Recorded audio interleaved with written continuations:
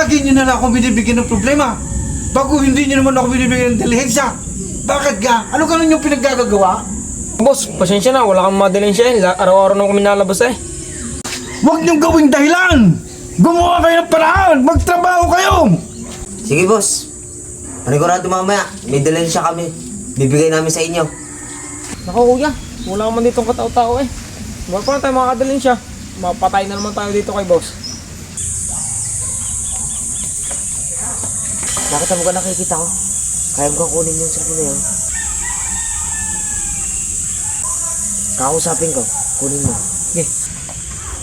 Boss, pwede ka akong magtanong? Okay. Saan ka ho dito ang daan papuntang barangay hall? Adiyan lang, ang dam. Diretsuhin nyo.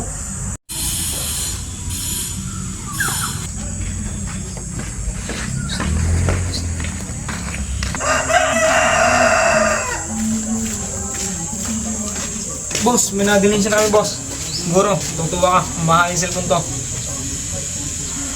Ano ito? Bakit may password? Alam ka rin yung password nito? Naku boss, hindi namin alam yan. Basta na namin kukunuha yan. Tatangan niyo naman dalawa. Bakit hindi niyo tinanong ang password? Eh boss, basta namin kinuha ang cellphone eh. May tatanong pa ka namin ng password. Boss, alam niyo ba ang password? Bakit pwede mahingi?